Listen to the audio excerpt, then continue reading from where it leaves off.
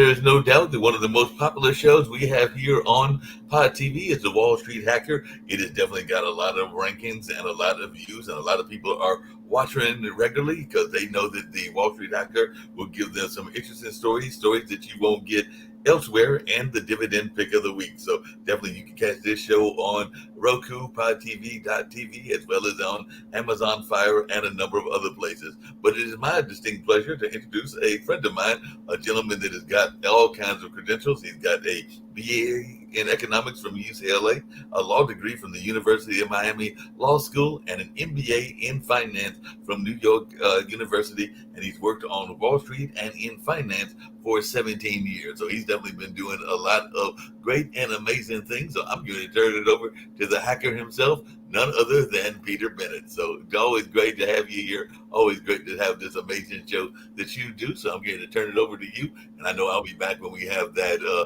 roundtable discussion later on. But it's always great to have this time with you and to enjoy our company. No, thanks, Mark. You do a great introduction. I appreciate it. And accurate too. Okay, so welcome everybody to Wall Street Hackers, September 26, 2024. You can catch a new episode depending on your distribution channel most weeks, starting at Thursdays at 1 or Saturdays. So there were two very interesting surprises in the markets. One not overly surprising, but the Fed cut half a point instead of a quarter point. Most people thought it would be a quarter point. The second one was a little more surprising, though, that after the Fed's cut of a half a point, medium and short-term interest rates, bond rates, went up instead of what you would expect would be down. That was a little surprising.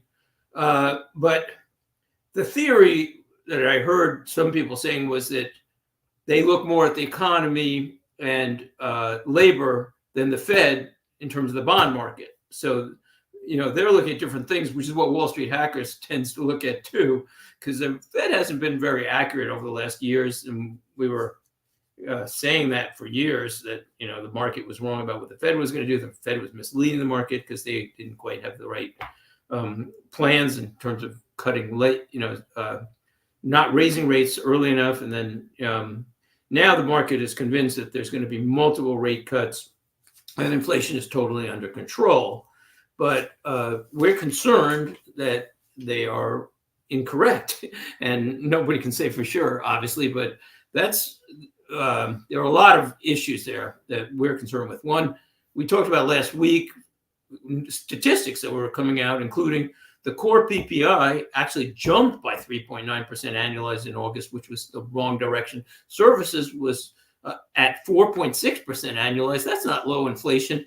Not to mention the Fed cut 0.5%, even though their own forecast had, I think it was the PCE, actually going up to December slightly. So they're getting concerned about the labor markets, but they have a dual mandate and they should be worried about inflation, because if they don't get it under control, it's going to be harder and harder it is already difficult to get under control. And so quotes of the week. Number one, this is from Damir Tokic. These are all analysts I follow or read. He said, "Don't bet on a soft landing, sell the rally." Again, this is his opinion. I'm not a trader. I'm a long-term investor generally. But here's the quote, and these people are making good points. If the Fed is cutting due to a perceived weakness in the labor market, we are in the hard landing case by default. Based on historical evidence, there is a high probability that inflation could rise and force the Fed to hike again. That's inflation failure. This is a really interesting line. I think I'm going to read it twice. The probability of inflation success and growth success, he's talking about combined, is around 3% by historical evidence. That's the soft landing, not a good bet. The probability of success, I'm shortening it, and growth in terms of controlling inflation and growth success is around 3% based on historical evidence. What historical evidence is he talking about? He's actually talking about Fed studies that talk about the success in the situation. So I'm going to go into those Fed studies next week, but I had no idea of those numbers and the Fed study. Number 2 quote of the week from Wolf Richter: yield curve before and after the rate cut, inflation concerns as policy loosens in a decent economy. So was half a point too aggressive or too soon? I would not be surprised. We'll see in the next few months, but it certainly could have been, and I hope it wasn't political. I have no idea why they decided to. Maybe concerns again against labor, but if you lose control of inflation, that gets to be a really difficult battle. Quote number 3 from Seeking Alpha, in an article there, quote, historical data shows that rate cuts often precede recessions, making it prudent to increase cash positions and reduce exposure to vulnerable stocks. Maybe this time is different. In some ways, it does feel different. Retail spending is holding up. A slump in oil prices giving consumers some relief, and stock prices earnings are certainly showing no sign of stress. But in general, I think it's a bad idea to bet that this time is different. So I agree with most of this, although I'm not big on cash usually, but that could be right too. So Wall Street Hackers remains concerned, as I said, about inflation. There are at least 3 main reasons. One, even if the labor market ticks up in terms of unemployment, we're still talking about 7.6 million unfilled jobs in the US alone. That is a big number, and that means the supply-demand ratio is still out of whack, and employers need employees, and so maybe they pay more even if unemployment is going up. Number 2, yes, energy prices are volatile. We know that, and in the short run, not only have they been going down, but actually we've been saying it for a few weeks now. We reduced KRP. Now I upped it up to 1.5%. And I said when I reduced it, I wasn't sure. Well, I'm not an oil trader, but the point is, in the short run, oil looks like it could be bearish because China is slowing down. It has some significant issues, and there are worries about a recession. And also, I think maybe, even though it's supposed to be seasonally adjusted, I think that consumers might be watching their wallets a lot in terms of energy use and just generally credit card use because of the fall, because they know Christmas is coming up. They probably spent a lot in the summer. So the third reason, of course, is the bigger than elephant in the room. I just made that up today. The U.S. debt of $125 trillion on a GAAP basis, counting unfunded Social Security and Medicare liabilities, not $35 trillion that you will hear every day on the mainstream media by analysts. It's not $35 trillion. It's very close to $125 trillion. They probably don't give you the real number because it's an estimate, but that is a more significant number. The world, of course, has similar liabilities. One more quote of the week relating to that. This is from yesterday's New York Post. Quote, budget deficits are set to exceed $2 trillion this year despite relative peace and prosperity, and then surge to $4 trillion within a decade under current policies. For the first time since the end of World War II, the federal debt will top 100% of gross domestic product. That's a really important point. Again, for the first time since the end of World War II, the federal debt is going to be over 100% of gross GDP. So what happened to rates in World War II? The U.S. You would think, inflation, all this debt. The U.S. government used yield curve control, which has been used in Australia and Japan also in the past, and they brought rates down really low. I believe it was like under 2%. So that's one of Wall Street Hackers' firmest convictions, that the government is certainly going to try and probably going to succeed in bringing rates way down low. We've been predicting for 2 years now that around 2030, maybe roughly 7 years, we might be hitting 0 rates, which will, by the way, boost the market to a point, but it'll be tough sledding if inflation is still there. But it's that gets into what to do. But we're not saying don't be in stocks, but it's really important to be in the right stocks. I'll get into that in a minute in terms of what to do. But the point is, the government has to try to lower interest rates, and yield curve control has worked multiple times in history by these 3 countries, because And what they do is basically buy their own bonds back over a certain rate. And the market says, oh, well, they're always going to buy bonds rate back over, let's say, 2%. We're talking about medium long-term bonds even. So the market says, okay, we can only get 2% because the government will buy everything back. So they just funding it. Now, the problem with this is it's akin to printing money. So that could be a really big problem in terms of inflation. And I'm predicting at least we're not looking at the Fed getting back to 2%, and certainly in the long run. And that will be a problem because that is effective money printing. So what to do?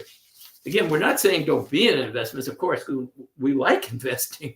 And but the point is that in my opinion, what you're invested in is going to make more difference than ever because it's going to be a very tough market. Probably stagflation, definitely inflation, and a market that's likely to move slower than it has in the past. As a matter of fact, I didn't include that, but based on a JP Morgan recent estimate, which I'll probably mention next week, the market is the next decade won't be the kind of decade we've had in the past. So with all these factors. So, you want to be in the type of investments, I believe, that we like. They're defensive sectors. We want dividend payers and dividend growers, energy sector, and REITs, because we keep citing studies that say over very long periods of time, they've proven to get much outperformance. I mean, dividend payers perform double non-dividend payers. And in the 20 years to 2022, based on one study, and dividend growers and initiators tripled it. So that's just an example of the kind of studies we talk about. But energy, REITs, and very selected REITs, of course. And we'll even mention one REIT sector that I'm not going to touch in a million years right now, the office REITs, in one of our interesting stories of the week. But so you want to be in businesses with high cash flows because they're defensive and have more growth prospects, low debt to asset ratios because they're more defensive, and of course the defensive sectors that we look for. So 4 most interesting stories of the week. Interesting story number 1. Given all the pressure on Kamala Harris to actually do an interview and actually take questions, she finally sat down for another interview in Philadelphia and clarified her positions. Interviewer Brian Taff asked her for 1 or 2 specific things to bring down inflation. Here's the quotes. Brian Taff, when we talk about bringing down prices and making life more affordable for people, what are 1 or 2 specific things you have in mind for that? Kamala Harris, quote, well, I'll start with this. I grew up a middle-class kid. My mother raised my sister and me. She worked very hard. She was able to finally save up enough money to buy our first house when I was a teenager. I grew up in a community of hardworking people, construction workers and nurses and teachers. And I try to explain this to some people who may not have the same experience. But a lot of people will relate to this. I grew up in a neighborhood of folks who are very proud of their lawn, So from what I gather, her positions are clearly, or 1 or 2 positions that are specific are, we should all grow up in a community of hardworking people like construction workers and nurses, and we should all work hard. And her second point is we should definitely all be proud of our lawns. Really specific. Good to know. So you think she might be hiding her lifetime of advocating and pushing socialist and progressive economic and other policies? We think so. I mean, pretty clear to me. She's avoiding interviews. As a footnote, she actually wasn't even good at doing that because she was passing a group of reporters, and she actually pretended to put in an earpiece and be on her phone, but she forgot to hook up the earpiece. Or no, she hooked up the earpiece right in front of them, and then she didn't actually hold the phone up to her ear. So I think she's avoiding something. The good news is she is elected, of course. We can start examining the lawn care sector, where there could be great opportunities. I haven't looked at it yet, but I'm hoping that Scott's actually pays good dividend and has good cash flows. We'll see. Interesting story number 2. Elon Musk, and this is a really interesting story. Elon Musk says SpaceX is going to launch 5 uncrewed starships to Mars. Spaceship X plans to launch about 5 commercial space companies' Starship rockets without crews to Mars in 2 years. Chief Executive Musk said Monday in a post. Musk said, if those land safely, all land safely, then crewed missions are possible in 4 years. He's saying he may be sending people to Mars. The crewed missions would be delayed for another 2 years in case of any challenges. Well, that will be really amazing if we see that. Interesting story number 3. The U.S. Commerce Department is expected on Monday to propose prohibiting Chinese software and hardware in connected and autonomous vehicles on American roads due to national security concerns. These are big concerns. The move is a significant escalation in the United States' ongoing restrictions on Chinese vehicles, softwares, and components. Commerce Secretary Raimondo previously said that there are significant risks. Quote, you can imagine the most catastrophic outcome, theoretically, if you had a couple of million cars on the road and the software were disabled. That's true. That would be quite an event. The planned proposals make the prohibitions effective between 2027 and 2030. That's a good idea. Okay, interesting story number 4, and this is something we've been talking about for a while. Moody's says nearly a quarter of offices in America might be empty by 2026. The U.S. office vacancy rate is already at a record high and could rise further. It's been climbing pretty rapidly and is at 20% vacancy rate now, but it could climb to 24% by 2030. 2 points. This is why Wall Street Hackers is generally avoiding office REITs, and we have been for years. And also now and for a while, we've been avoiding anything that could peripherally be hurt by an office REIT problems. And that's especially the storage REIT, because it turns out it's relatively easy for some office REITs to convert to storage REITs. And people are going to be going, what do I do with this office space? And so that's one option. Maybe they can turn it into medical or whatever, but there's going to be a lot of space available and some real big failures. We do have some REITs, but not office. The other point I bring, and I'm not a bragger, but I have a few things that are worth saying. But Wall Street is really proud. For 1.5 years on this show, we talked about a coming office crisis. And in that 1.5 years, and with all the news I follow, I only saw one story about it. And I kept saying, it's coming. It's going to be a problem. So we saw the office building crisis. Obviously, a lot of people know about it now. Okay. Dividend pick of the week. Disclosure, as always, Wall Street Hacker is for entertainment only. Those are only our opinions. There's no guarantees on our suggestions, because there's no guarantees on anybody's suggestions. You have to be careful about that. Except for a CD or a bond, if it was a safe bond like a treasury. But even then, you're subject to interest rate risk. And of course, consult your financial advisor. So this week, we're transitioning from the food sector, where we've been doing quite a few weeks, to another sector we consider very safe and where we believe there are opportunities, and that's the utility sector. As previously mentioned on Wall Street Hackers, data centers and chips are likely to increase U.S. and worldwide production energy needs, to 2030 and beyond.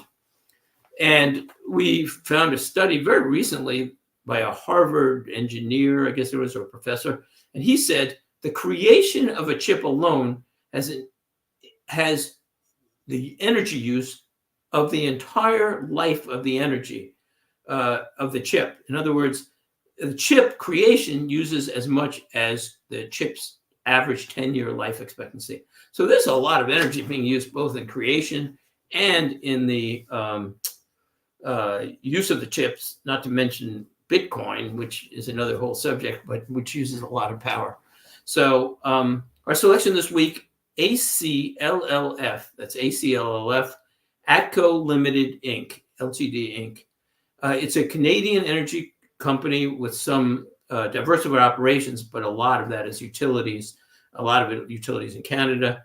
Because it's Canadian, there's a 15% tax, withholding tax on U.S. residents, and I'm sure most other countries probably. But we have a 3/4 allocation to ATCO, and I'm willing to put up with 15%. So there's a lot of things I really like about it. It has a 4.2% dividend. It has a price cash over cash flow of 4.3, and that means it's a 23% cash flow yield. That gives it a lot of extra cash flow for extra distributions, to buy back stock, to invest in other ventures. So we always like a lot of cash flow, high cash flow. And debt to assets is a very reasonable 0.44, especially given the cash flow. So it has an impressive dividend growth history.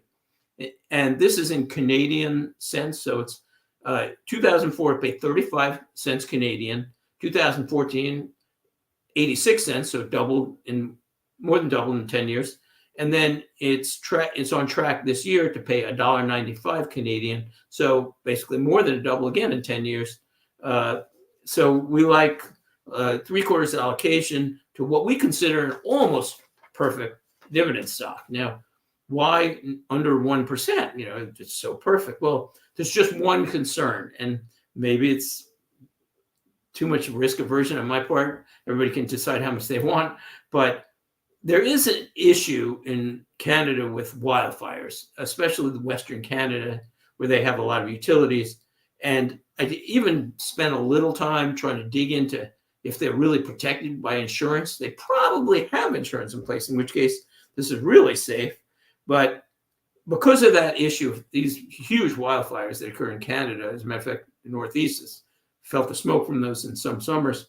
I don't want to have too much in there now, but as a 3/4%, I'm extremely happy with ATCO as a allocation. So we're really managing our time well, and Mark can come on now because we actually have more time than usual. We usually cut off panel discussion. Hey, Mark. So the panel question of the week, and then we'll go on the background, and then we'll have our discussion, is could the recent debate, we're talking about obviously the Harris-Trump debate, could the recent debate have even affected the election at all? Background. In the last election, an extremely small number of voters in a few key states delivered the outcome. So every vote should count. Most people thought Harris won the debate, on style at least, but after the polls, they showed that she didn't make any progress, and many showed that Trump actually gained after the debate. So I'm not sure who won the debate. But last week, Wall Street Hackers discussed what Lindsay Davis, one of the two debate moderators, actually said in an interview. I could not believe she had the audacity to say it. She said this to the LA Times, and she was kind of bragging, or at least she amazingly admitted that the two moderators for the debate and the ABC producers spent weeks in practice rehearsals in order to prepare to trip Trump up. Not both candidates. They spent weeks practicing to trick Trump. Does that seem fair? I don't think so. So the fix was in, and obviously many watchers saw it, and some people complained about it, but you could argue that Trump was debating three people. An almost unbelievable lack of journalistic ethics, and you would think that everybody would be fired, but these days with most media, it's like doesn't matter, whatever goes. So next point is, I recently listened, and this triggered the actual discussion. I recently listened to a financial radio show in which an analyst was saying he believed that debates rarely make a difference. He said that the, quote, undecideds actually usually know exactly what they're going to do and how they're going to vote before the debate, and the debate gives them permission to admit their decision. So, Mark, do you think that the debate or debates in general actually affect elections? I think debate sometimes can impact the elections and along those lines and everything, because I think sometimes the undecided are looking at a way to address issues that they are concerned about, and they want to hear from a number of folks about what those issues are, and hopefully that can sway particularly the undecideds. Now, I will say that in the last couple of debates that I've watched, including some of the past debates, even in the past, there wasn't enough attention spent on substance and everything, and there was a lot of personal attacks and a lot of attacks that were done in that sense and everything. I don't know that you'll agree with me, but I did think that in terms of style, Harris probably won the debate, even to kind of disarming Trump when she came out and shook his hands and everything along those lines. And she definitely was goading him into some reactions, which I think he fell for those traps and all along those lines. But I do think a lot of people are wanting to hear actual policies that will impact them on a number of issues that they are concerned about, whether that's pocketbook issues like the economy, whether that's women that are concerned about abortion, whether that's a number of other issues, including our border. And I don't know that we've got. So Mark, let me cut in because first of all, I agree with just about everything you said. But the one thing is, do you think, and if you think this, I'm going to at least throw out some more thoughts, but do you think that there really are a lot of undecideds who are going to be swayed? Or do you agree with this analyst who thinks most people really know what they're going to do? And, but you can take either side. I mean, that's what the great thing about these discussions is. Do you think that there really are a number of undecideds, or are most of the undecideds just waiting to admit what they really thought? I think that there's a decent amount of undecideds, and in that, I do think that the majority of the people that support Trump are locked into supporting Trump. I think the majority of the people that are Kamala Harris fans are already locked into Kamala Harris and everything. But I do think that the reason that volunteers are going knocking on doors, whether that is MAGA volunteers or whether that is Harris volunteers, is the fact that they think that there are people out there that they can persuade. Oh, they definitely think that. Yeah, exactly. And you know what? So I'm going to argue briefly what my conclusions are and see if it sways you, but it may not. And that's fine because you know what? I'm not really sure. I mean, nobody can be sure. This is this guy's theory, but it sounded like it could definitely be plausible. But so here's what I was going to conclude. I doubt that there are many undecided in this election, and especially in this election. I mean, you have to know these people by now, especially, on either side. I mean, we've been debating a lot of these same issues and people for years. But so here's my argument. Let's see if you buy it all. But if you don't, it's fine, because, again, I'm not sure. So if you really dug down with the questions and asked the undecideds, what are the most important issues to you, and, who agrees with you? And, what's most important issue to you? And, then, and my other point is, let's just say that. Let's say you dug down deeper and said, what are the 2 or 3 most important issues to you and who agrees with you on that? Well, then you get to a conclusion and say, and also, by the way, they also ask a question of who do you think is going to win and other questions. And they don't always come out with so many undecideds. And then probably the people who the people are going to vote for.